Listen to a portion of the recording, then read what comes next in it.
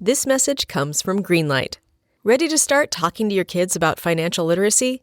Meet Greenlight, the debit card and money app that teaches kids and teens how to earn, save, spend wisely, and invest with your guardrails in place. With Greenlight, you can send money to kids quickly, set up chores, automate allowance, and keep an eye on your kids' spending with real-time notifications. Join millions of parents and kids building healthy financial habits together on Greenlight. Get started risk-free at greenlight.com/Wondery. Bombas makes the most comfortable socks, underwear, and T-shirts. Warning, Bombas are so absurdly comfortable you may throw out all your other clothes. Sorry, do we legally have to say that? No, this is just how I talk, and I really love my Bombas. They do feel that good. And they do good, too. One item purchased equals one item donated. To feel good and do good, go to bombas.com/Wondery and use code WONDERY for 20% off your first purchase. That's BOMBAS.com/Wondery and use code WONDERY at checkout. Ryan Reynolds here from Mint Mobile with a message for everyone paying big wireless way too much. Please, for the love of everything good in this world, stop. With Mint, you can get premium wireless for just $15 a month. Of course, if you enjoy overpaying, no judgments, but that's weird. Okay, one judgment. Anyway, give it a try at mintmobile.com/switch. Upfront payment of $45 for 3-month plan, equivalent to $15 per month required. Intro rate first 3 months only, then full price plan options available. Taxes and fees extra. See full terms at mintmobile.com. The Prosecutors Podcast is brought to you by Progressive. Progressive helps you compare direct auto rates from a variety of companies so you can find a great one, even if it's not with them. Quote today at Progressive.com to find a rate that works with your budget. Progressive Casualty Insurance Company and Affiliates. Comparison rates not available in all states or situations.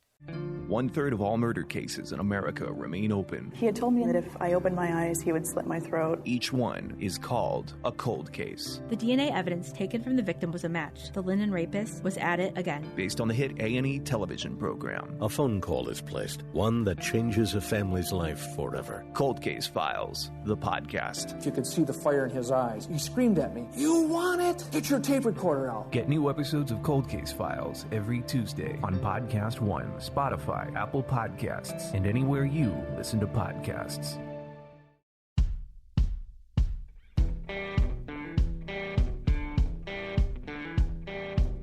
I'm Brett. And I'm Alice. And we are the Prosecutors.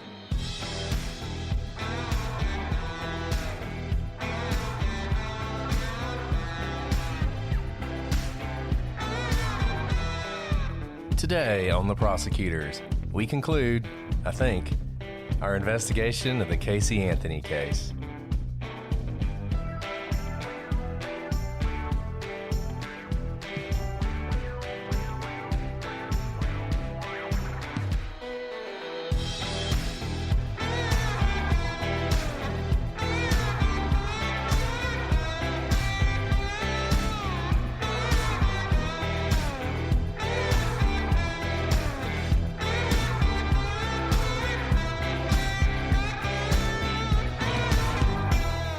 Hello, everybody, and welcome to this episode of The Prosecutors. I'm Brett, and I'm joined, as always, by my refreshed co-host, Alice. Brett, it's so good to hear your voice, and I am so refreshed. So, Brett knows this. We just chit-chatted for almost like 30 minutes, an hour, I don't know how long, before we started recording, because I haven't talked to Brett in over a week, and this might be the longest we've gone without talking, because I went somewhere without any cell service or internet, and Brett, it was like life-changing. Everyone should do this at some point. I think we call that heaven, Alice. Heaven. It was heavenly. It was really heavenly. And that is an awesome way. A digital fast is a fantastic way to feel refreshed. So if you're feeling tired, guys, just, I don't know, turn your phone off for days at a time if you can. Well, I missed you and envied you in equal measure, but I am glad to have you back. And I am glad that we are here recording what I think is going to be the final episode of our Casey Anthony discussion. We thought last week would be the final one, but it wasn't. And we still have a considerable amount to get through. I think this is one episode worth of material But we're just going to see. We're just going to go with it. We're just going to go with the flow. Look, hope springs eternal, and I like that we set goals that we often don't meet, but that's okay. And here's a reason I think we might be able to hit it, because there's so much to talk about, but this is like one big thing that we need to talk about. And you guys have been weighing in, and you kind of deserve a conclusion. So we're going to push as hard as we can to finish this up for all of you and hearing your thoughts on this throughout this process, because we have been recording kind of almost in real time and hearing your thoughts. And it's been so enlightening for me to hear how you interpret Casey's lies, how you interpret what's being said in court, because at the end of the day, it was down to lay people sitting in the jury box, not up to lawyers and not up to the judge as to the outcome of this case. So I think we can do it, Brett. I think we can do it too. It's funny. Our other podcast, Legal Briefs, we're very regimented. We get through things in 30-something minutes, and it's just very different because in this podcast, we are not regimented. And I don't know, different strokes for different folks. I don't know. I like both, I guess, both approaches. But let's dive in so we can get this thing done. We've done enough chit-chat as it is. So last week, we talked a lot about the official drowning theory. This is the drowning theory that was presented by the defense, and we talked a lot about that. And we sort of talked about how it's completely unbelievable if you really look at it. It really doesn't make a lot of sense. George being involved is a huge weakness in that theory for a lot of different reasons that we've already gone through, and I won't rehash now. So, having talked about that theory and how it's absurd, today we're going to talk about the real drowning theory. This is the theory that I think if there was a drowning, if this was an accident, this is how that goes down. So, as we've said, the drowning theory that Casey tells at the trial is a lie. It didn't happen. So, put it out of your mind. It didn't happen. But that doesn't mean that Kaylee couldn't have drowned that day. So let's look more closely at the day, so to break the day down and see if we can figure out where this might have happened. So Cindy testified at trial that on June 16th, she noticed that the gate was open to the pool area and that the ladder to the above ground pool was attached. This is June 16th. This is the last day anybody sees Kaylee alive. Now, this was strange, as the family always made sure to remove the ladder for the very reason that they wanted to ensure that Kaylee could not climb into the pool.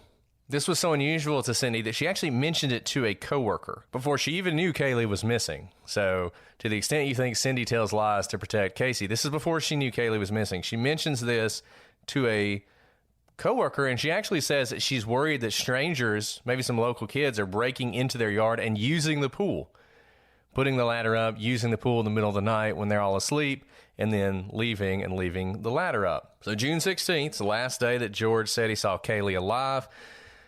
Since we are discarding the George is involved theory, I think George is telling the truth. I think he did see Kaylee that day on June 16th. Now, the last time Cindy had seen Kaylee alive was June 15th. That was the night that they went swimming.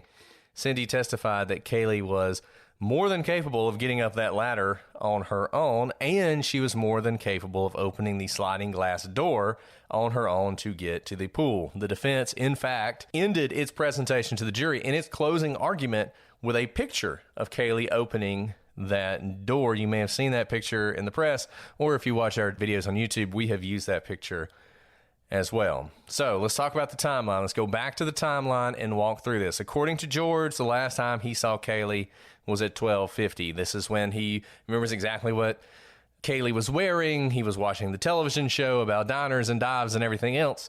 And so that's how he knows the time. Casey tells George that she's going to work and that Kaylee is going to spend the night at the nanny's. Of course, there was no nanny, and this was an excuse that Casey would often use whenever she was going to spend the night at a friend's house or a boyfriend's. And some of you have asked, what did Casey do with Kaylee during the day? She just hung out with her. So she's supposed to be at work. She's not at work. She's just hanging out with Kaylee. And it's kind of funny because Cindy would come home and Kaylee would be there, and Casey would want Cindy to keep Kaylee. And Cindy would be like, well, you've been working. Don't you want to spend some time with your daughter? Because she didn't know that, in fact, Casey was spending all her time with her daughter. And so when she wanted to go out at night, she wanted to kind of have some time to herself. So during the day, they're just together. So Casey would have told this to George, and then she would have anticipated just hanging out with Kaylee for the rest of the day. And then she's going to do something with her at night.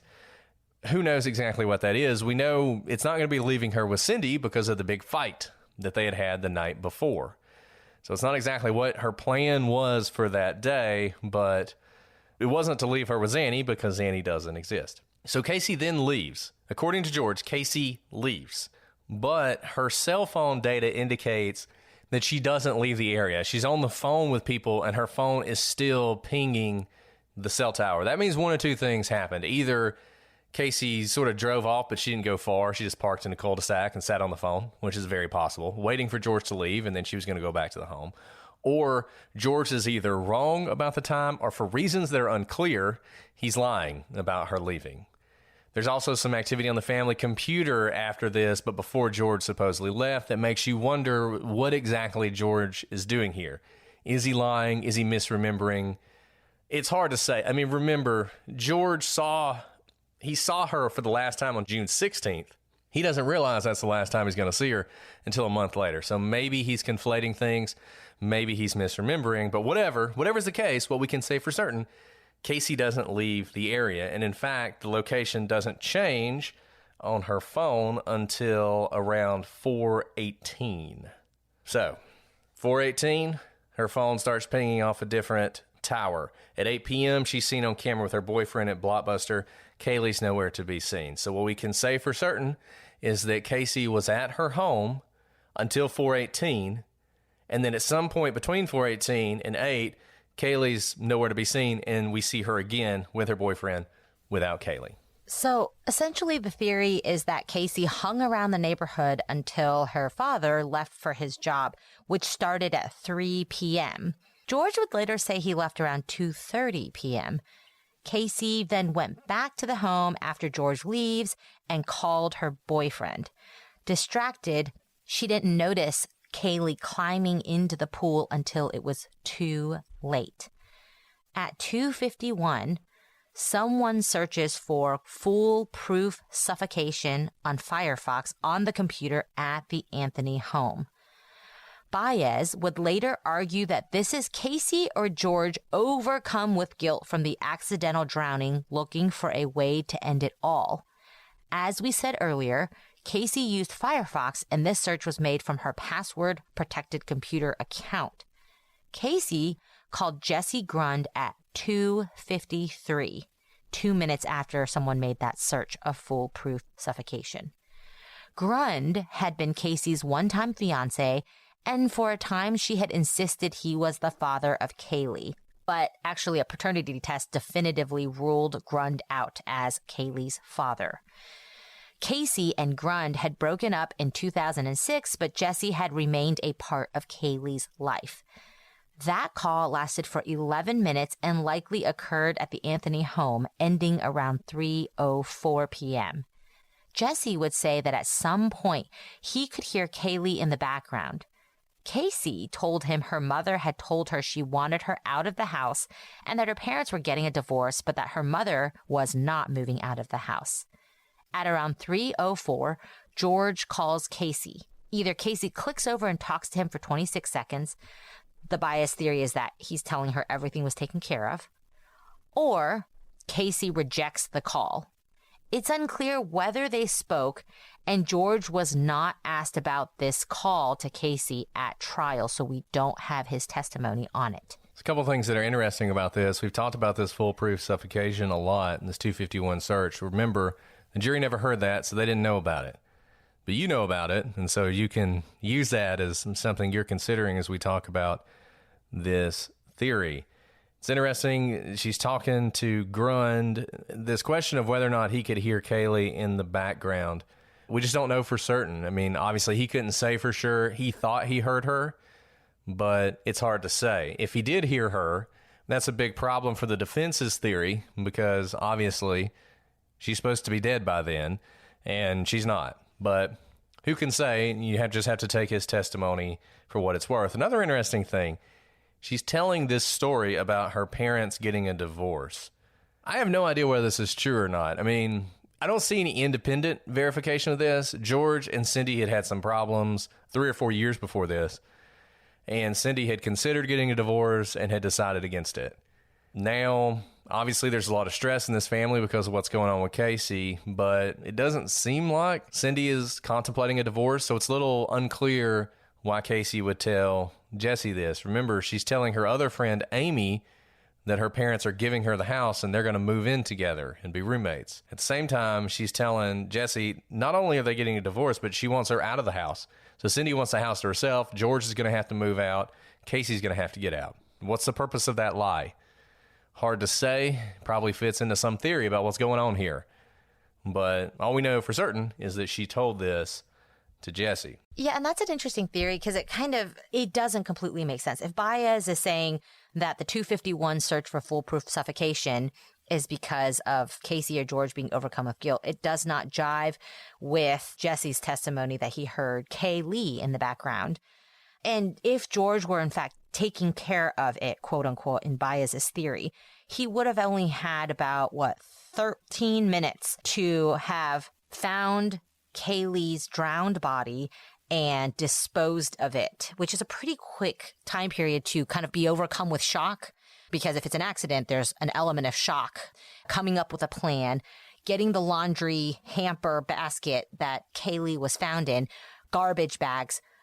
It's in the middle of the day, somehow getting into your car, sight unseen from other people in the neighborhood and driving not too far from the home, but still driving away from the home and then carrying the body into the brush. So it's close to the side of the road, but that's a lot of steps you need to take in a relatively short amount of time for Baez's theory to work. No, I think you're right. I think it probably is the case that was Kaylee in the background, that at that point, she's alive. And I think as you look more at Casey's activity, I think it becomes pretty obvious when Kaylee died, whatever the circumstances are of that death. So at 3:35, Casey calls Tony Lazzaro, who is her boyfriend, but he doesn't answer. Then there's nothing for another 30 minutes or so. And then comes 4:10. And 4:10 p.m., to me, seems like a really important time in this case. At this point, there is a flurry of calls. Casey calls her father at work at 4:10 and 41 seconds, but gets no answer. At 4:11:25, she calls her mom's cell, but still no answer. She then calls the cell again at 4:11:49, so 24 seconds later.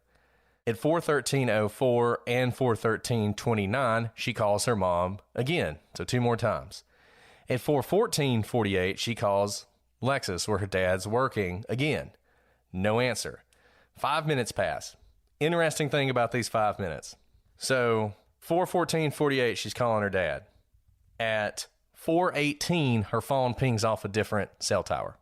So 4 minutes after she calls her dad for this last time, she appears to be on the move. Up to this point, she's been at home. Now she's on the move. And by 4:18. At 4:19:47, she calls Tony again. No answer. At 4:21:32 and 4:21:56, she calls Jesse Grund. No answer. At 4:25, she calls Cindy one more time. No answer. So within this 15-minute period, she's made 10 different phone calls to different people. She's not getting any answer. There are no more calls until 6:31 when she once again calls Cindy unsuccessfully. She calls her again at 6:32, and then she calls the home phone number, a call that lasted 1 minute. There's speculation that this is a call where she leaves a message on the home message machine. For those of you who don't know, they used to have a little machine that took your messages, and so maybe she left a message on that machine saying she wouldn't be home, she was going to be staying with Tony, and that presumably her daughter would be with Zanny. Around 7, she calls home again, and that call lasts 2 minutes. At this point, Casey does talk to her mom, and she tells her the same thing as the message, that Kaylee's going to stay with Zanny that night. So, whatever happened to Kaylee, it feels like it happened during the period after George leaves and before the flurry of calls. Is it possible that that ladder was either left down from the night before, they thought they put it up but they didn't, which happens, people are human, or maybe some kids did break in and go swimming that night and left the ladder there? Casey's off in her own world. She's looking for shot girl outfits. She's calling her boyfriend. She's calling her ex-fiancé. She's just doing her thing. Kaylee wanders off. She climbs up that ladder. She gets in the pool, and she dies. That is not an insane theory. And it would explain why Casey had that flurry of calls. A normal person in that situation would have called 911. But Casey, as we know, isn't normal. And she's been trained either because she's being abused and taught to lie, which is a possibility, or just because her family in general has taught her when bad things happen, you need to protect the family and lie. Go back to her graduation. She didn't graduate. That's an embarrassment for the family. They just put on a whole charade to cover it up because they don't want to be embarrassed. It might not be Casey's first thought to call 911 if something happened to Kaylee. So she calls her mom. But her mom's not answering, either because she's angry at her or because she's working. Nobody's answering. It's probably the only time in Casey's life she couldn't get somebody on the phone. She calls her mom, she calls her dad, she calls her boyfriend, and she calls Jesse, the people that she trusts the most in the world. None of them are answering. At this point, Kaylee has been dead, if she drowned in the pool, for at least 15 minutes, probably longer because Casey didn't find her. It's almost too late to call 911. Casey may be thinking, I can't call 911 at this point because it's been so long, somebody's going to think something about me. Or maybe calling 911 was just never on the table. She was always going to try and cover it up because she didn't want to get in trouble. So she's tried to get help. She couldn't get help. So now she sort of takes matters into her own hand. She decides, I have to cover this up. And the rest is history. Yeah, Brett, that flurry of calls, I don't know how much is out in kind of public discussion of this case. I know I didn't quite know about these flurry of calls until we dove into this case, and I think that's really stark, right? You see her lackadaisical day throughout the days leading up to this particular day, and she is constantly on the phone. She doesn't really have any deadlines in her life. She has a pretty leisurely life, and we don't see this pattern of calls. And this is why it's really helpful in our investigations to get cell phone records from people. Your cell phone records say a lot about you. We typically don't have these back-to-back calls with a number of people. These are all people that she trusts and is close to. And you may think, of course, the first thing anyone would do is call 911. But remember, this is the same woman who led the police throughout Universal Studios, even after the guard said, hey, you're not on the employee list, and led them down hall after hall after hall, waving to people she didn't know, pretending she worked there, until she reached a literal dead end in which she had to turn around and face the music. And that was her response to being asked, where do you work? It is not out of her behavioral realm that she'd be making all these calls to other people. But I think you're very right, Brett. I think whatever happens, it happens right before she starts making these flurry of calls, whether it's 3:30 or 4:10. It's kind of the 4:10 to 4:25, 15-minute period where she's dialing seemingly frantically. And the frantic thing, I will say, tends to lead itself more to the accidental drowning, right? Because you don't know what's happening. You turn around, you see the doors open, you see Kaylee face down in the pool, frantic, start dialing people, whether to help you revive her or to ask what to do, whatever it is. If you had planned it, it might be less of the franticness, unless she had gone through with suffocating Kaylee and then kind of at the last minute had regret, guilt, pulled back and tried to reverse what she had done. But the franticness seems to at least indicate some level of surprise that she wasn't expecting. I have a theory about this I'm going to talk about in a minute, but I think you're right. I think this is the best evidence of an accident, these phone calls. Number one, I think the death definitely happened around now. I mean, we know it happened that day. There's no question about that. It happened that day. It had to happen at some point. It didn't happen earlier. Her dad wasn't involved. We can just definitively rule that out. That theory is not right. If it happened, it was Casey alone who did everything. And this is the time when it would have happened. And this, to me, is the best evidence of an accident. If you think it was an accident, I think the fact that she does engage in this flurry of calls, it seems like you said, Alice, her reaching out for help.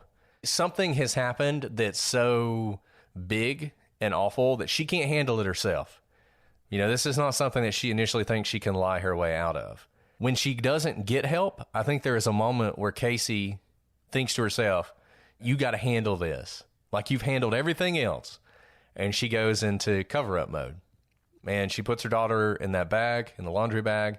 She puts it in the garbage bag. She puts her daughter in the trunk and decides, I'm going to figure out what to do later. I'm going to figure out what to do with her later. You know, she borrows the shovel There's some people who think she attempted to bury the body in the backyard, but that was just too hard. There were some cadaver dog hits in the backyard. So maybe she was going to do that, but that didn't work out. So she used a shovel to get gas instead, to break open the lock and get gas. Or maybe that's just what she told her boyfriend she was going to do. Though at some point, they did steal the gas cans. But at some point, she has her daughter in the back. She can't figure out what to do. She starts to decompose. She has to get rid of her. And the road that she drives every day to get out of that neighborhood, she looks over and she sees a swamp and she decides that's where I'm going to do it. And that's where she does it. And then she gets caught. And so she has to rely on the lie she's been telling, which is it was Zanny all along. And it's only later that the accidental drowning theory comes up. And Casey, you can see how the fact of it would lead to the story that was told. You could see how Casey would take what actually happened and use it to build the lie. So she throws in her dad. She does some embellishment. Baez loves this theory, and they go with it. But the real theory, the real accident theory, just involves Casey by herself, essentially just being negligent, not paying attention to her daughter, and unfortunately she drowned. So that is the real drowning theory, but it's not the only theory where it's sort of an accident. Then the next theory we're going to talk about, there's a lot more culpability for Casey. Right. So I think if there were a drowning theory, it is not what Baez put forward, but what we just talked about.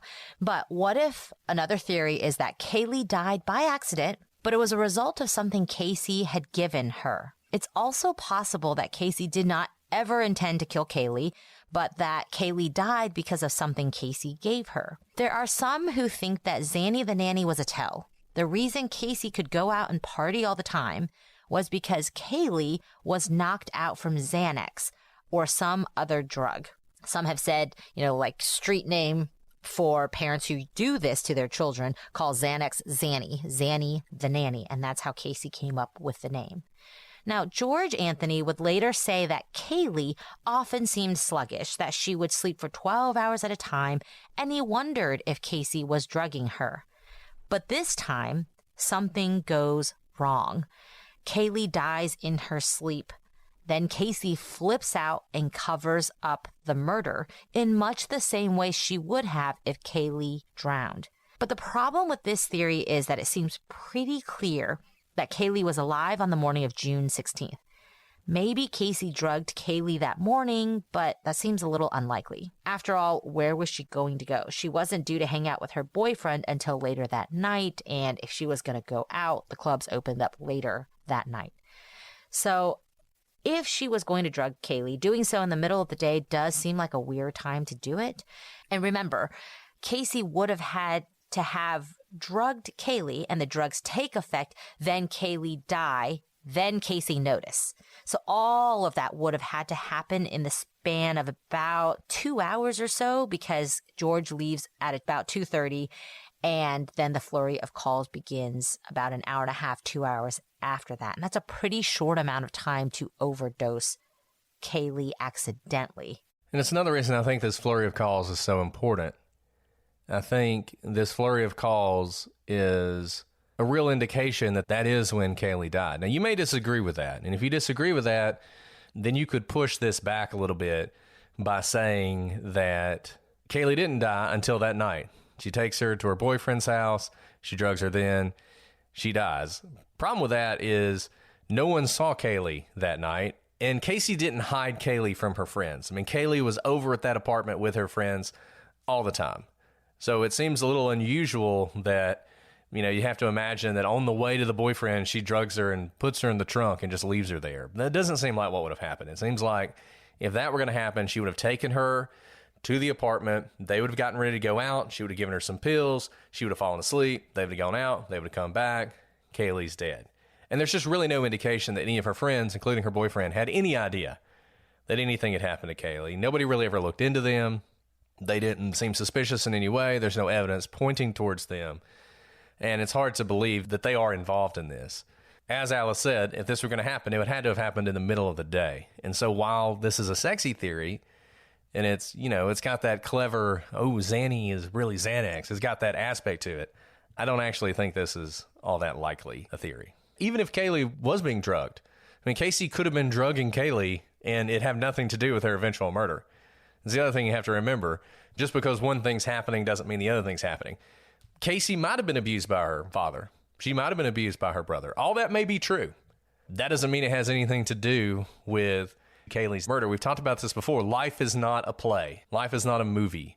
There is no rule of Chekhov's gun in life. And Chekhov's gun, we've talked about this before, is the idea if you see a gun in the first act, it has to go off in the second. You just don't have extraneous things in entertainment. But that's not life. In life, you have extraneous things all the time. So it is not the case that everything in Casey's life has to tie into Kaylee's death. So maybe she was being abused. Maybe she was drugging her. That doesn't mean she didn't murder her that day. And it doesn't mean that those things necessarily had anything to do with her murdering her, other than the abuse definitely could have shaped the person that Casey was and put her in a position where she could have murdered her daughter and lied about it. And that brings us to the final theory, which is that Casey did murder her daughter. And there's a problem with the accidental death theories. We've already talked about them in relation to George, the duct tape. I keep coming back to the duct tape. Why is there duct tape on Kaylee's face? Why is there duct tape over her mouth and her nose? There is no accidental death theory where the duct tape makes sense, in my view. It only makes sense if this is a murder, and this is somehow part of the murder. Casey's defenders have tried to argue that this was part of the cover-up. Make the accident look like a murder, and no one will know it was an accident. But as we've said before, that doesn't make any sense. Why would you do that? If the body's found, surely it's better to be able to fall back on the accident and the cover-up than it is to set up the police with evidence to believe that you murdered your child. You're just giving them evidence to use against you in the future. The first suspect is always going to be the parent. Always. If the body's never found, great, though Casey was still charged with Kaylee's death, even without a body. But surely it's not in your best interest to have the death appear to be a murder from the jump. Who would do that? And as the prosecution said, people often try to make murders look like an accident, but they never try to make an accident look like a murder. On this duct tape thing, I've seen people, and I had one person message us and said, well, maybe that was to keep the decomposition fluids in. You put the duct tape over her mouth and her nose later on to keep the fluids in. I don't know why you would do that. I mean, I guess that's physically possible that you could do that. But let's think about that. Number one, there's no duct tape over her ears. There's no duct tape over her eyes. There's no duct tape anywhere else where you might have decomposition fluid leaking out, even if you decided you wanted to do that. Number two, in order to do that, after putting your daughter in that bag and after her being in your trunk for several days, you would have to decide you're going to open that bag and do that. And I just don't think you would do that. And when you find duct tape over the mouth and the nose, the rational thing is someone put it there for the purpose of preventing breathing. That's why you would do that. And I feel like all the other theories, with the exception of the sort of it migrated there, I'll talk about that in a second, but any other theory about why someone would put that duct tape on her mouth are just silly. They're not real alternatives. And we talk about this a lot when you're thinking about reasonable doubt and what it means. In trial, you might say, if somebody, you're talking about circumstantial evidence and reasonable doubt, if someone walks into the courtroom and they're soaking wet and they're shaking out their umbrella, what's happening? It's raining outside. Well, they could have jumped in the fountain. Or maybe like a passing jet plane unloaded its toilets and it all splashed on them as they were coming out. I mean, those are possibilities, right? No, it's raining outside. And it's raining here. Casey, if she killed Kaylee, put the duct tape on her face as part of that murder, not for any other purpose. The migration thing, maybe. If you think that she used the tape on the outside of the bag, animals get into the bag and disperse the bones and disperse the tape. Somehow the tape ends up on her face. But you got to jump through a lot of logical hoops there to think that's even possible. And you have the location of the mandible, the fact that it's still in place. And that only would have happened if you'd had duct tape on the face. When you combine that with one other fact, which I realize the jury didn't have, the foolproof suffocation. Foolproof suffocation only works for an accident if George was involved. If it is, as Jose Baez said, that she was so overcome with guilt that she decided she wanted to kill herself, it only works that way. If you think Kaylee was alive at that time and she's looking that up on the computer, it's because she's going to kill her. The Prosecutor's Podcast is brought to you by Progressive Insurance. Let's face it, sometimes multitasking can be overwhelming. Like when your favorite podcast is playing and the person next to you is talking and your car fan is blasting, all while you're trying to find the perfect parking spot. But then again, sometimes multitasking is easy, like quoting with Progressive Insurance. They do the hard work of comparing rates so you can find a great rate that works for you, even if it's not with them. Give their nifty comparison tool a try, and you might just find getting the rate and coverage you deserve is easy. All you need to do is visit Progressive's website to get a quote with all the coverages you want, like comprehensive and collision coverage or personal injury protection. Then you'll see Progressive's direct rate, and their tool will provide options from other companies all lined up and ready to compare, so it's simple to choose the rate and coverages you like. Press play on comparing auto rates. Quote at Progressive.com to join the over 27 million drivers who trust Progressive. Progressive Casualty Insurance Company and affiliates. Comparison rates not available in all states or situations. Prices vary based on how you buy. Alice, we've got a very different kind of sponsor for this episode, The Jordan Harbinger Show, which is a podcast you really should be listening to. And look, guys, I know we've been telling you, you need to listen to Jordan Harbinger. And I don't know if you've followed through on our advice yet or not, but this is something you need to do. You need to check this podcast out. Jordan's show, which Apple named one of its best of 2018, is aimed at making you a better informed, more critical thinker so you can get a sense of how the world actually works and come to your own conclusions about what's happening even inside your own brain. And each episode is a conversation with a different fascinating guest. And when I say there's something for everyone here, I really mean that. In one episode, Jordan talks to a hostage negotiator from the FBI who offers techniques on how to get people to like and trust you, which frankly sounds both terrifying and useful at the same time. If you guys like our podcast, I think you will love the True Crime Starter Pack on Jordan Harbinger's show. You can hear about how the Firefest fiasco guy, Billy McFarland, went to federal prison. You can hear about Frank Abagnale, the Scam Me If You Can, who was part of the movie Catch Me If You Can as well. There are so many interesting interviews that he has on his podcast because Jordan's always focused on pulling useful, practical insights out of his brilliant guests. And we're not talking about pop psychology or wishy-washy self-help stuff here. The episodes are loaded with bits of wisdom that you can use to legitimately change your mind and improve your life right away. We really enjoy this show, and we think you will as well. Search for The Jordan Harbinger Show, that's H-A-R-B as in boy, I-N as in Nancy, G-E-R on Apple Podcasts, Spotify, or wherever you listen to podcasts. Brett, whether we're spending long sunny days by the pool or exploring new places on vacation, there is a universal urge to make the most out of summer and what's left of it. The Faraday family lives for this time of year, and their brand captures that feeling of summer and adventure in their collection of high-quality clothing that's incredibly soft and comfortable and always sustainably minded and meant to be worn from surf to city. I recently took a trip out west and wore my beautiful Haley dress not only on the plane, I got to throw a jacket over. It was good for travel. It didn't wrinkle. And when I got there, I threw on a pair of cowboy boots and looked perfect for the part. Faraday is a family-run brand making high-quality, timeless clothing with modern design and functionality. That's right, Alice. And they have mastered the art of the perfect summer outfit. I was recently in Florida. I had some business down there, and I wore my faded floral batik shirt everywhere by the pool. You know, I'm hanging out, I'm drinking out of coconuts, I'm wearing my faded floral batik shirt. And then when it was dinner and it was time to dress up a little bit, I threw on a pair of khakis and all of a sudden I'm business casual. So there is something for everyone with Faraday. Their clothes are thoughtfully crafted with a classic style. You will wear them over and over again, and they are committed to sustainability. They even have a lifetime guarantee of quality that will replace or fix your clothes forever, no matter what. So your clothes can last as long as your favorite summertime memories. And right now, Faraday is giving all Prosecutors listeners 20% off. Let me say that again, 20% off. Head to FaradayBrand.com/TP and use code TP at checkout to get this deal. That's code TP at Faraday. That's FAHERTY. Brand.com/TP for 20% off. FaradayBrand.com/TP.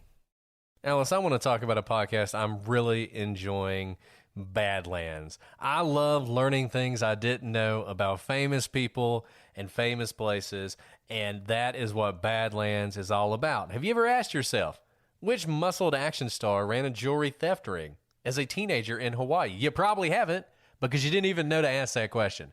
That's what Badlands is all about. How did a critically acclaimed actor get chewed out by the police and the public for a scandalous cannibalism kink? And which heiress turned actress found herself firing a submachine gun when she was kidnapped and brainwashed by a terrorist organization? These are just a few of the questions answered on an all-new season of Badlands, a true crime podcast that digs into the real stories of the famous at their most infamous. With new episodes every Wednesday, host Jake Brennan dives deeper into the notorious characters of Tinseltown than ever before, featuring the insane true stories of John Belushi, Armie Hammer, Charlie Chaplin, Lucille Ball, Bob Crane of Hogan's Heroes, Patty Hearst, and Dwayne "The Rock" Johnson. For all this and more, listen to Badlands wherever you get your podcasts, or binge the entire new season right now, only on Amazon Music. Alice, it seems like no matter where you turn, prices are through the roof. Whether it's cringing at the pump or getting an eye-popping check at your favorite restaurant, inflation is hitting us all where it hurts, and man, does it hurt. And that's why I am so happy that our podcast is sponsored by Upside.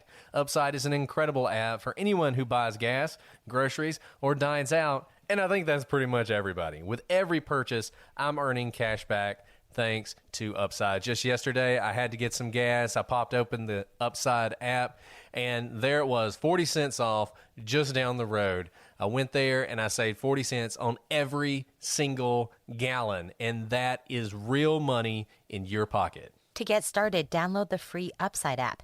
Use our code PROSECUTE and get $5 or more cash back on your first purchase of $10 or more. Next, you claim an offer for whatever you're buying on Upside. Check in at the business, pay as usual with a credit card or debit card, and then get paid.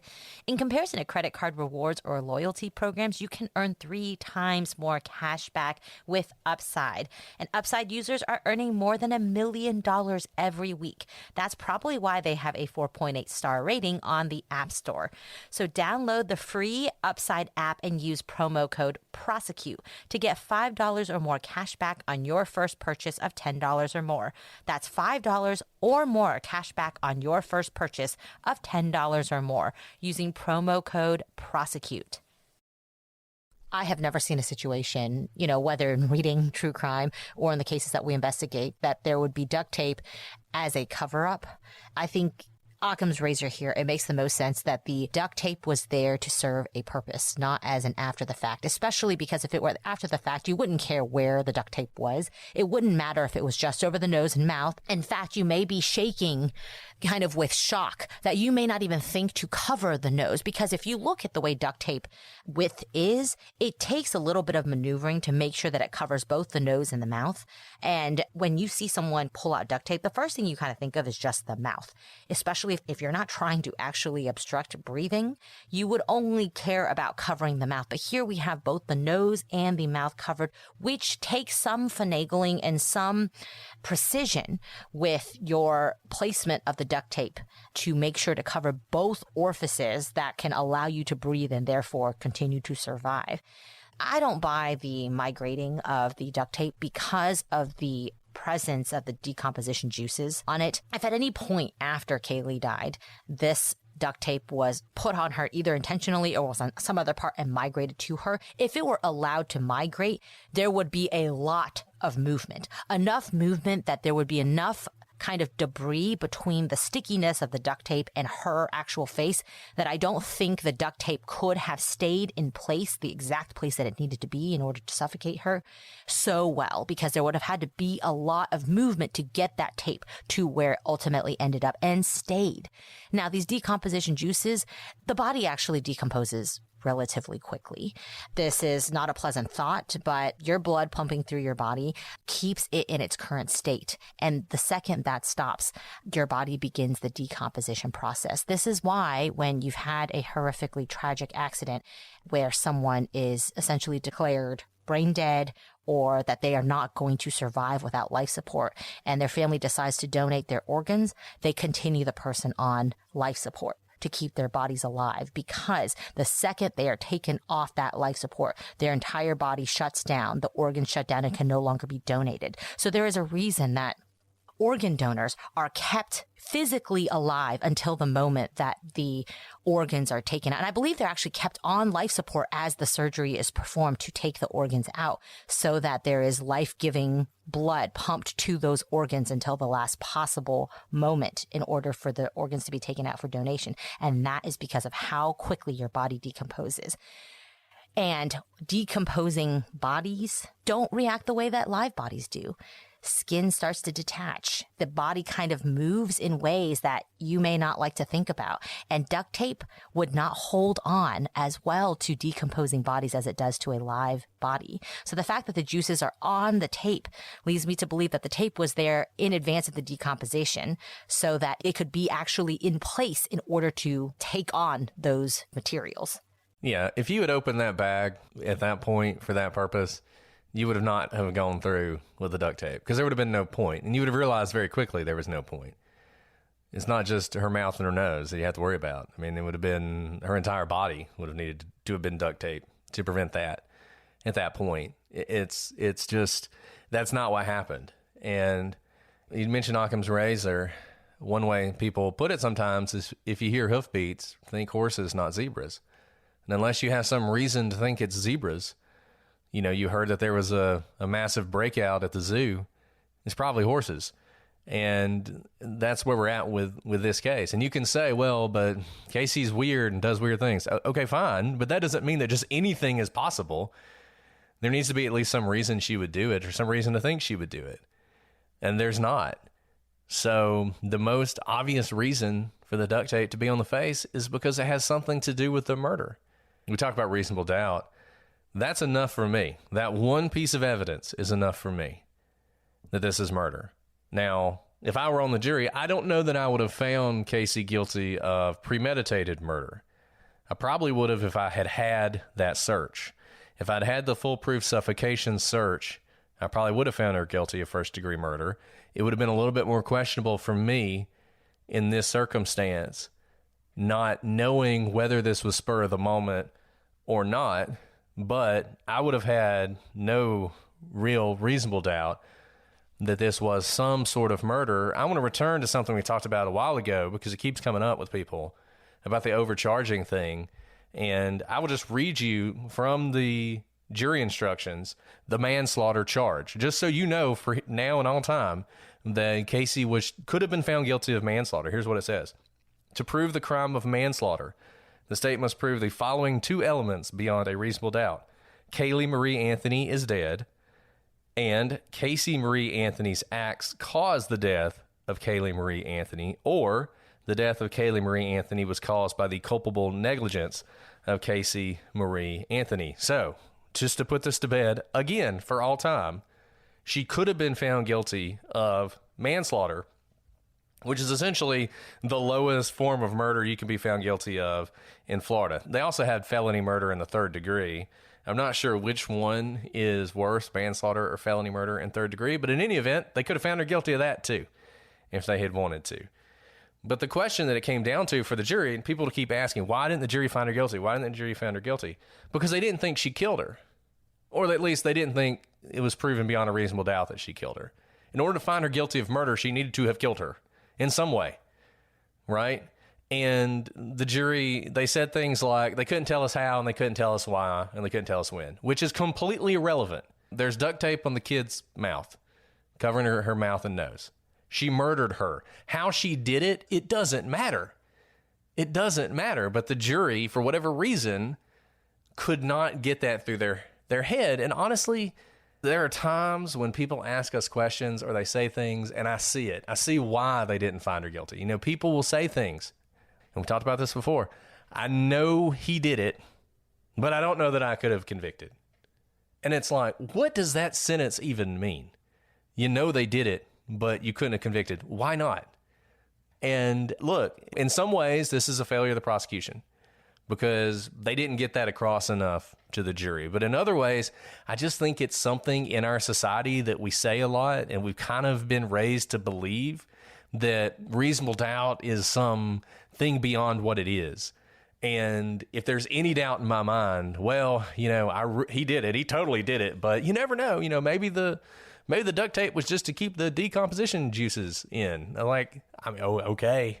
But if you believe that, then number one, I never want you on one of my juries. And number two, you never would convict anybody of anything unless you literally had a video of them doing it. And even then, I don't know that you would. So this jury, there were things about this case. George is a problem. We talked about this. Everything we talked about. George is a problem. George is clearly lying.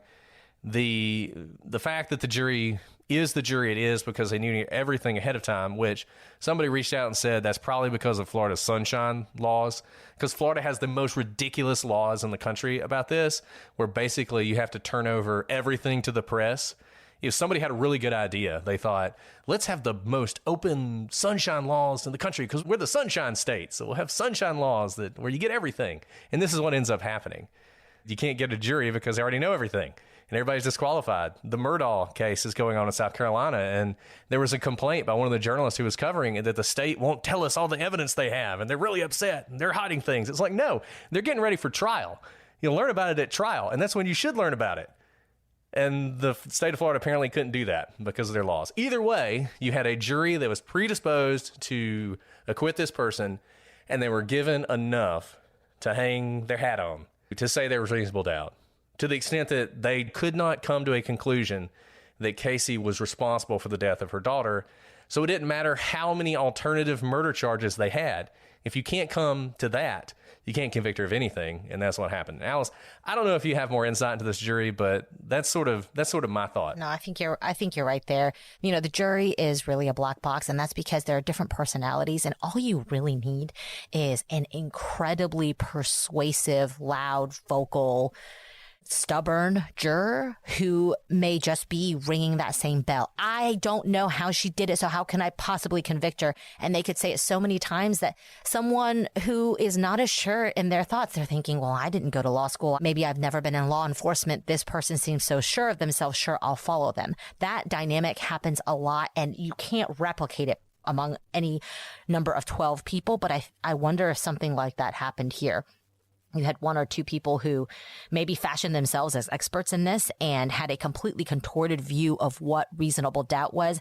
And I think the fact that Baez gave them any alternative story that could be spoken in the English language was enough for this person or people to hang their hat on and say the fact that another theory could even be articulated is reasonable doubt. Isn't that what reasonable doubt is? We've heard jurors say this. We've heard them say after the fact that is the case. We've heard people when we're picking a jury in the veneer say this. I mean, it is amazing what some people think reasonable doubt is, and it's incredibly wrong. And I'm not sure how to change their minds about it. It is not the fact that two fallacies, right, that we hear a lot when we're questioning jurors for picking them to be on a jury is one, if there is another possible, no matter how outrageous, another possible theory, then there's reasonable doubt. Or two, if I don't know every detail of how this could have been committed, I don't know the exact email they sent, why they sent it, what was said on the phone call, whether they used the serrated knife or the steak knife, then I can't convict. Those are just fallacies, because reasonable doubt doesn't mean beyond any shadow of a doubt at all. It means there can be gaps, and there always will be gaps, even if you have direct testimony, even if you have a video of what's happening. We have a lot of video, a lot of body cams in our cases, but they still go to trial because there are going to be gaps in what is happening that we cannot possibly know because we cannot read minds. We cannot be on a phone conversation where only two people are on that line and the line was not recorded. And that is just life. But the jury system exists to be able to draw reasonable inferences in those gaps by your peers. So it's not just, say, one judge who gets to have all-encompassing power to draw the reason between those gaps. The idea behind it is we will always have questions about what happened. We will always have gaps in what actually happened. But you 12 reasonable jurors who were raised in the same society and the same values of the defendant get to use your own reason to draw the lines between what's happening in those gaps. And this was always supposed to be the case. It was not that there was supposed to be stories where there were absolutely no gaps, that you knew exactly how A got to B, got to C, got all the way to Z. We've never tried a case like that. We've never investigated a case where we knew every step of the way. And we can have recorded phone calls. We could have cell phone tower pings. We could have cell dials. We could have text messages. We could have testimony from people who were with them. And we will not know every second of every minute of every detail in whatever case we are investigating, because that is life. So I don't know that we've changed any minds on what reasonable doubt is, but I think that's what happened here. Baez gave a story, and there is doubt about what actually happened because we have people who we know to have lied under oath. Those are all true things. And by the way, those are all things that happen in just about every single case. And I think this jury somehow was convinced that because those two facts existed, and those two facts exist in every single case I can possibly imagine, then there was reasonable doubt to acquit Casey. And you may be asking yourself, well, why isn't it the other way? You know, if it were the way Alice described it and you had to prove everything, there had to be no doubt, we'd have a lot fewer wrongful convictions, and wouldn't that be better? And the reason that it's not that is Kaylee. There's a victim here who is never going to get justice because this jury, in my view, failed. And I'm a big proponent of the jury system. I've defended the jury on Get Vocals. I've defended it in email. We get a lot of people who don't like juries. But this jury failed. They took 11 hours and then they threw up their hands and said, I would rather go fishing than finish talking about this. They don't even know how she died. Not guilty. That's what this jury did. And they should be ashamed of themselves, in my view. I mean, I think these people, there's one juror who says he thinks about it every day and he can't believe he did that and he wished they had done something different. And good. You know, you should feel guilty because I really feel like you failed. You failed the justice system. You failed Kaylee. You failed Casey in some ways. I mean, she deserved justice too, which would have been going to jail for the rest of her life. But instead of working through these issues, instead of really sitting down and looking at the evidence, it would not have taken much to look at the George cover-up theory like we did and realize it doesn't make any sense. And that's the alternative that you've been given by the defense. Ordinarily, as we've said before, defense doesn't have to prove anything. They have given you an alternative. They stood up there and said, this is what happened. And if you had spent any time looking at it, you would know they were lying to you. And that should have meant something to this jury. It should have meant something to this jury that Baez sold them a line that was completely false. And look, we talked about Baez. When he decided to do it, it was a huge risk because a jury could have looked at it that way. They could have looked at it as you got up there and said this happened. It didn't happen. So you've lost all credibility with me. And when I look at the duct tape and I look at everything else, I see murder. And what you told me didn't happen, I'm going with murder. That could have happened, but that's not what this jury did. So props to Baez, but I think this was just a failure. It was just a failure of the jury system. And whoever's to blame, you know, look, some people blame the prosecution. I didn't think the prosecution did a terrible job. I think they had a very difficult case here because of essentially hostile witnesses in the shape of the parents. And the fact that the body wasn't found for so long, the fact that they didn't find this search, which you blame the prosecution, that's the team, but it really wasn't the prosecution's fault if you think about it. And the police probably should have known to look there. And the prosecution thought they had everything. The prosecution thought they had 80-something searches for chloroform. They didn't. They had one, right? So there was a lot going against them. But you ask me, how could this jury come to this conclusion? I don't know. I don't know how they came to this conclusion because the conclusion doesn't make any sense to me. I think they were wrong. I think they got it wrong. And I think if they had spent a little bit more time with the evidence than the 11 hours that it took them, they might have come to that conclusion too.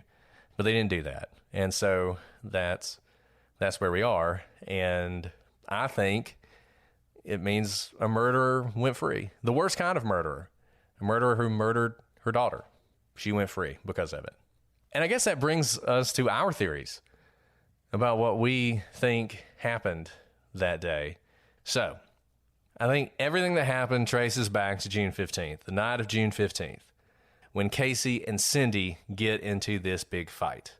And Cindy tells Casey that she's going to kick her out of the house and she's going to get custody of Kaylee. I think that's where all of this started. And there have been people who've asked, well, wouldn't she want that? Why murder Kaylee if Cindy's willing to take her off her hands? Then Casey would be free. You completely misunderstand Casey if that's what you're thinking. Because Casey doesn't want to be free. She wants her parents to continue to give her everything she needs. That's what she wants. She doesn't want to have to go get a job. She doesn't want to live on her own. She doesn't want an apartment. In her dream world, her parents are giving her the house and then probably paying the mortgage and allowing her to continue to live this lifestyle. That's what she wants.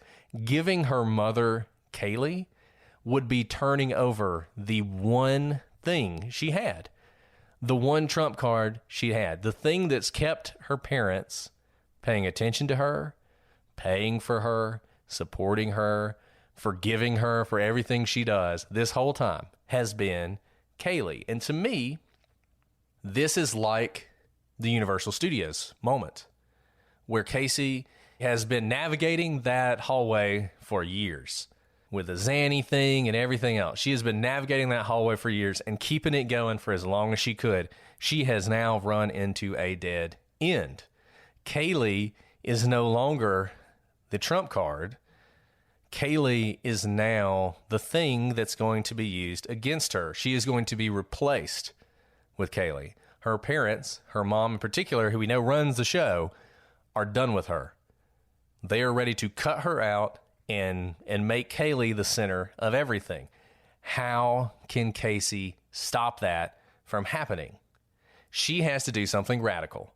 So here's what I think happened. I think she woke up that next day. I think George is lying about what happened that day, but not the way most people think. I think he and Casey got into it that morning.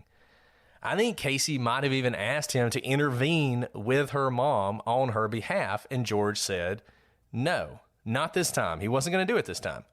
We know that George and Casey would get into it because after Kaylee disappeared and after she was found to be missing, we know there were moments where George would be yelling at Casey, where is Kaylee? Help me find Kaylee. George would get really angry at her. I can imagine that happened here, and I think this was the last chance. I think Casey asking George for help was the last chance. I'm going to compare Casey to the Founding Fathers for a second. This is the first and last time this will ever happen. I don't think anyone will ever do this again. But those of you who know about your Revolutionary War, the founders, people like George Washington and Ben Franklin and Sammy Adams and all these people, right? They really liked the king, which may seem weird to you based on what happened, but they really liked the king. And they thought very highly of the king, and they were very loyal to the king. They really did not like Parliament. Parliament was the enemy. Parliament was the one putting all the taxes on them. Parliament was the one that was always messing with them. And so what did they do? They appealed to the king, and they said, help us. Help us deal with these people in Parliament who are doing all this stuff to us. And the king ignored them. He said no, he wasn't going to help them. And that was the moment that sort of broke their hearts. And George Washington famously, even after the revolution had begun, was still toasting the king every night, right, at dinner. And then they appeal to the king, and the king says no. And from that point forward, it all breaks down. And that's why if you look at the Declaration of Independence, it's all about what the king did to them. Like the king refused to help them. The king did this, the king did that, right? And I think it's the same thing here with Casey. Casey is appealing to her father. Save me, help me. And I think George said no. And I think at that point, Casey felt like she really only had one option. George leaves to work, and Casey decides as long as Kaylee is alive, Casey is disposable. She'd been her best leverage against her parents, but now she's turned against her. Now Casey is the replaceable one, and she's going to be replaced with Kaylee. So Casey, in a panic, she runs into the end of that hallway. She has no other options, and she decides the only thing she can do is kill Kaylee. I think she searched for foolproof suffocation, but at some point she realized there was a simpler way than whatever it was she found. I think Kaylee did drown in the pool, but it wasn't an accident. You remember when Casey said to her psychiatrist that her father held Kaylee under the water until she drowned? I think Kaylee did get held under the water until she drowned, but I think it was Casey who did it. I think Casey was projecting onto her father what she had actually done. It's also possible she just put her in the pool, walked away, and let her drown. That's a possibility as well. But the fact that she told that story tells me that that's what happened. At that point, once Kaylee has died, I think she starts this flurry of calls. And what she intends to happen here is she's going to call her mom, tell her this horrible thing has happened, play on her sympathy, and be back in the good graces of her parents, because now they will feel sorry for her. Oh, it's so terrible. She lost Kaylee in this horrible accident. We'll be there for you, just like we've always been there for you when something horrible happens. That's what she thought would happen. But then she ran into a problem that she never expected. Nobody answers her calls. And she's calling and she's calling and she's calling and nobody's answering her call. And at some point, too much time has passed. And this is where sort of the accidental theory and the she did it theory kind of converge. Too much time has passed. Even if she had intended to call 911 at some point, she can't now, because everybody's going to be like, why'd you wait 15 minutes to do it? And I think she didn't know what to do at that point. She had sort of lost the moment where she could claim it was an accident. And so I think basically at that point, she puts the child in the bag and sort of drives around with her in the bag and the trash bag and the other bag, drives around with her for a few days trying to decide what to do. Now, where does the duct tape come in? The prosecution's theory was that she used the duct tape to kill Kaylee. The point was to put it over the nose, put it over the mouth so she'll suffocate. That's possible. That could have been what happened. I actually think probably what Casey did was after Kaylee had died, but after all the phone calls failed, the one thing she couldn't have is Kaylee surviving this at this point, particularly if she had held her under the water. I think she would have seen enough movies that she would think people who drown just sort of come back to life, because that happens in movies all the time. They just sort of come back to life, they cough up the water, and they're fine. So I think the duct tape was actually intended to ensure that Kaylee died. So she put the duct tape over the mouth and over the nose just in case, to make sure that there was no way that Kaylee was going to survive this. And then at that point, she drives around with her daughter's body in the back of the car, trying to figure out what to do with it, bury it or whatever. And then at some point, she dumps her in the forest like trash and then moves on with her life. And I don't know what she thought was going to happen. We talked about this before. What did she think was going to happen at that point? How did she think this was going to play out? I don't think she had a plan. I think she was back to wandering the hallways again, just hoping that it would work out at some point. And in a weird way, it kind of did, right? She was charged. She was acquitted. She still has a relationship with her mother, albeit, her life hasn't exactly been sunshine and rainbows since. But in a way, this did kind of work out for Casey. Whew, that's really sad, Brett. I think everything you say is a definite possibility. I don't know that I can add much more to that, except that I do think that Casey intended to kill Kaylee, and that duct tape and the foolproof suffocation. Now that fact, the jury never heard, and that's a big deal that the jury never heard that. I think those two things from a point away from any sort of accidental drowning. And the flurry of calls makes complete sense in your theory, because I had thought that it led to some sort of frantic, accidental behavior. But if it's to gain attention, which we know that is what Casey lives for, to gain attention, that makes a lot of sense, especially when you see the pattern of calls. And I do think that the argument the night before that no one will speak about, but clearly was a massive throwdown, had something to do with Kaylee. It's too close in proximity. And the way Casey's mind works with respect to how she fits into life, how everything must revolve around her, and how she's always really thinking about Casey and Casey only. Everything around her is just kind of a pawn in her game of life.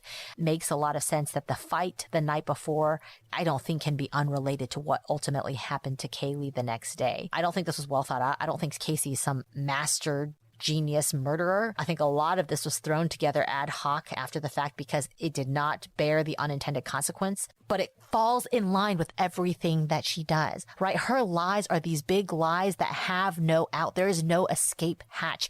Some of you may be thinking she pulls the ripcord on Kaylee's life. There's no second chance on this. Kaylee's not going to have another life to give for Casey to have this ultimate pity me moment. This is her one shot. But that's how she lived her life on all of those. Remember back to our first episode when she told her friends, because she didn't want to hang out some random evening, not even a special event, that her father was in the hospital with a heart attack, stroke. I don't remember what it is. Some medical event. That was a big deal. She goes with the police to Universal Studios and walks around as if she worked there. I mean, this is what Casey does. Her MO is to do the big lies, the big, extravagant, absolutely no escape hatch, fantastical lies. And I think Kaylee was just another one of these fantastical stories, except unlike the other times, Kaylee's life was at risk. I don't think she thought about Kaylee when she did this. I think this had nothing to do with Kaylee, which is why this is so devastating.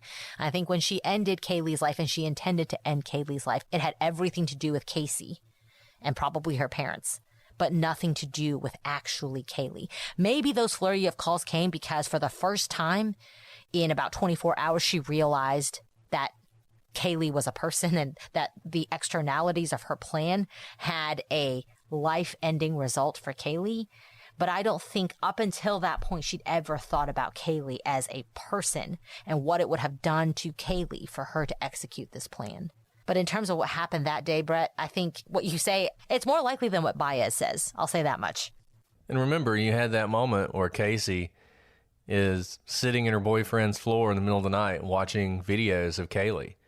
I do think there were moments where Casey regretted what she had done and realized that this is something you could never take back. You know, I said before that she killed as easily as she lied. I think she did. The difference is a lot of times you can wiggle yourself out of a lie. And even if you can't, the consequences aren't that great, particularly when everybody knows you're a liar anyway, and they just kind of let you get away with it, right? Oh, that's just Casey. I mean, the number of times that Casey told a lie and some friend laughed it off and said, oh, that's just Casey, it probably happened all the time.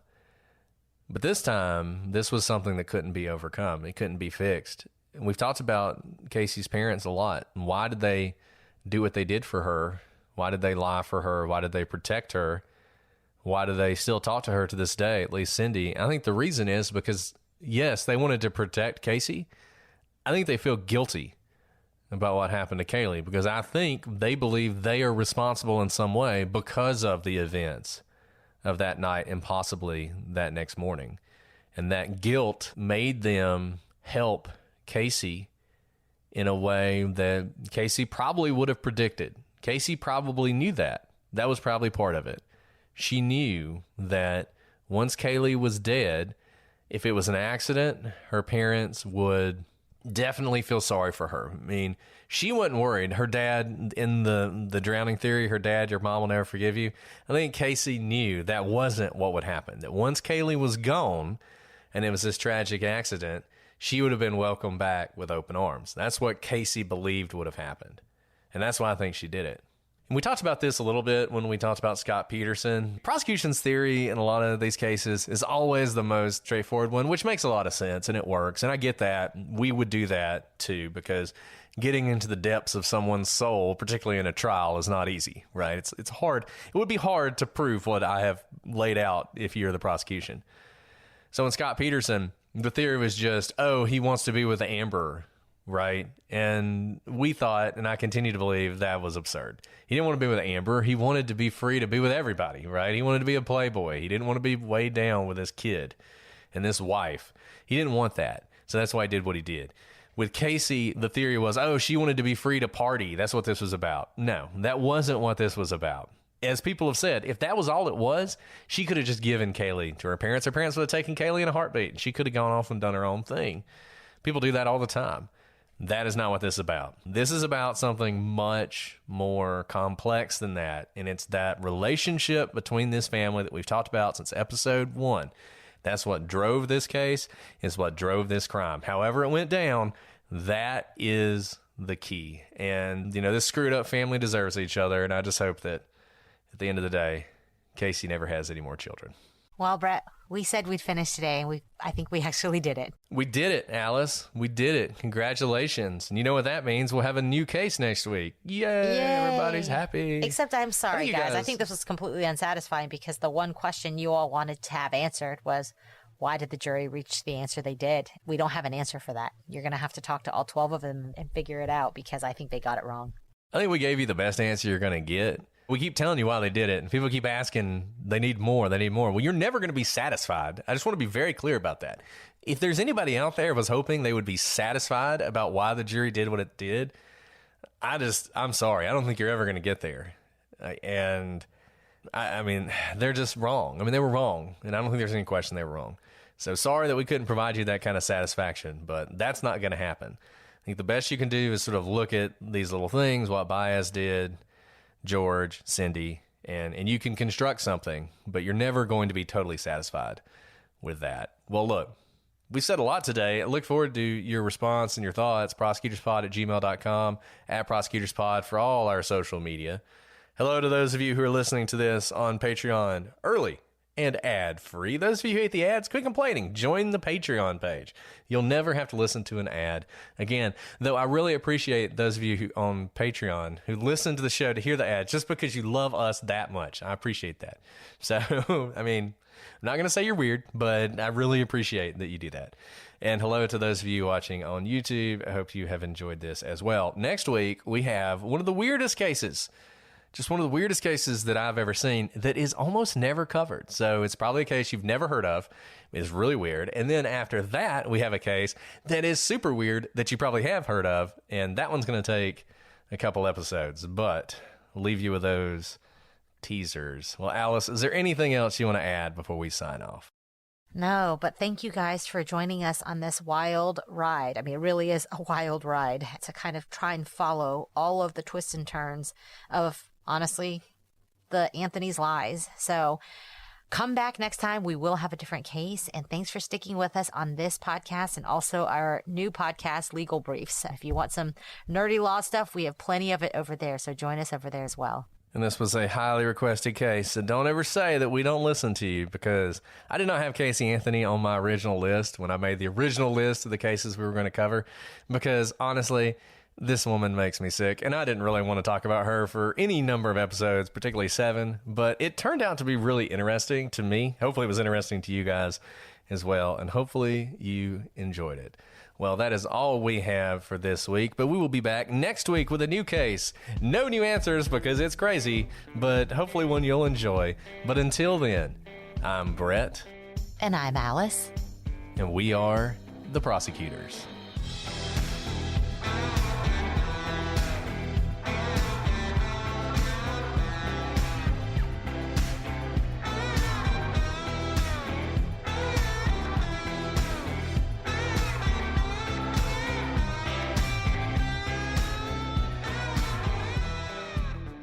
So I think this is the last episode. I think. Okay. Surely we can. We're gonna do it. Okay. I mean, don't rush anything. Once again, we're not rushing. We're just doing. So, yeah. If for whatever reason we get to in an hour and we haven't gone anywhere, then we can think about whatever.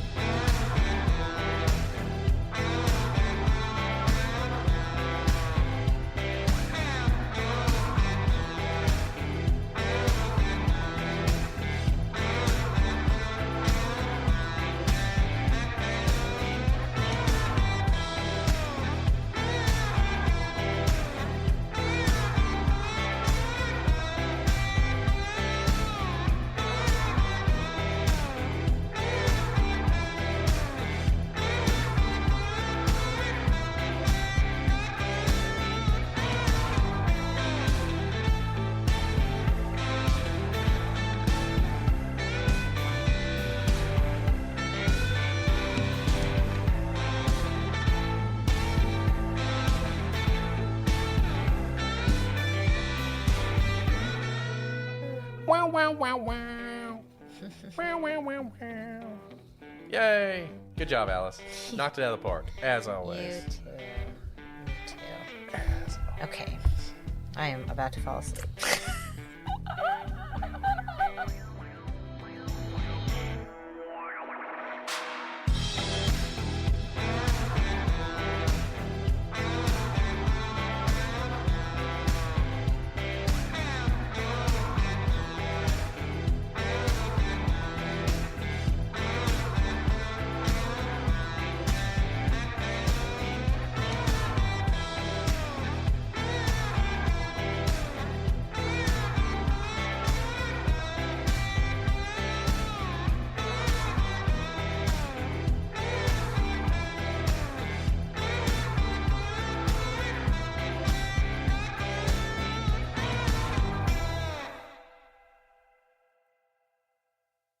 All this month, stream the funniest films for free on Pluto TV. Watch comedy classics like Anchorman, The Legend of Ron Burgundy, and Mean Girls. Or drop in for a Tyler Perry marathon with a Medea family funeral and Medea's witness protection. Pluto TV also has hundreds of channels and thousands of movies and TV shows like Get Shorty, Be Cool, Key and Peele, Comedy in Color, and more. And no contracts, no subscriptions, no fees, no joke. So download the Pluto TV app on your favorite streaming device and start laughing today. Pluto TV, drop in, watch free.